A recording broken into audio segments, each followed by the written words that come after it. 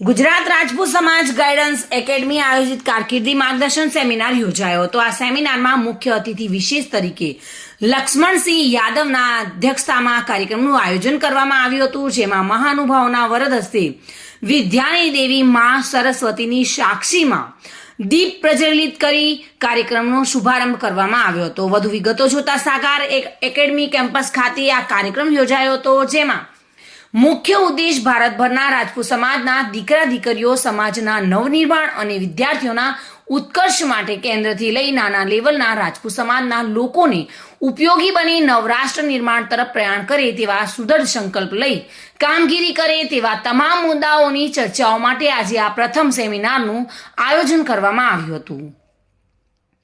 આજના આ કાર્યક્રમમાં તમામ ક્ષેત્રના શિક્ષણવિદ તજજ્ઞો આ કાર્યક્રમમાં ઉપસ્થિત રહ્યા હતા અને એવું પણ અધ્યક્ષ સ્થાનેથી જાણવા મળતું હતું કે આ એકેડમીની શરૂઆત થઈ બાદ જ્ઞાતિના વિદ્યાર્થીઓ દાખલ થશે તેમાં ફક્ત ટોકન ફીના માધ્યમથી જ શરૂ કરવામાં આવશે અને જેમાં તમામ પ્રકારના કોર્સના તજજ્ઞો સેવા આપશે, જેમનો મુખ્ય એક જ મુદ્દો હશે રાજપૂતાના સે રાષ્ટ્ર નિર્માણ।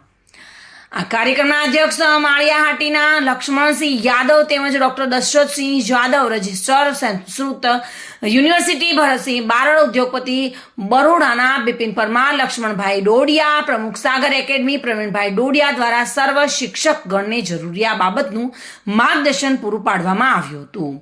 આ બાબતનું માર્ગદર્શન પૂરું પાડતા આ કાર્યક્રમનું સફળ સંચાલન MV સાયન્સ સંકુલના આચાર્ય અનિરુદ્ધસિંહ પરમાર અને સુધીરભાઈ ડોડિયા દ્વારા કરવામાં આવ્યું હતું।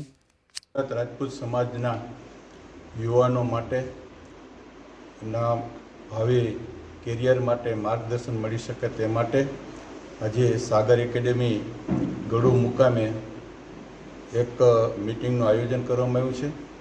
અત્યારે અહીંયા ફક્ત શિક્ષક મિત્રો અને જે તે વિષયના તજજ્ઞો સાથે એક મીટિંગ રાખવામાં આવી છે।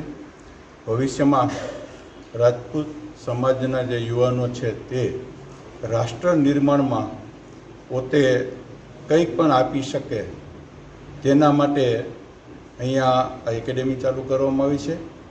સર્વાંગી રીતના દેશનો અને રાજપૂત સમાજના યુવાનોનો વિકાસ થાય એના માટે એક કારકિર્દી કાર્યક્રમનો અહીંયા પ્રારંભ કરવામાં આવ્યો છે।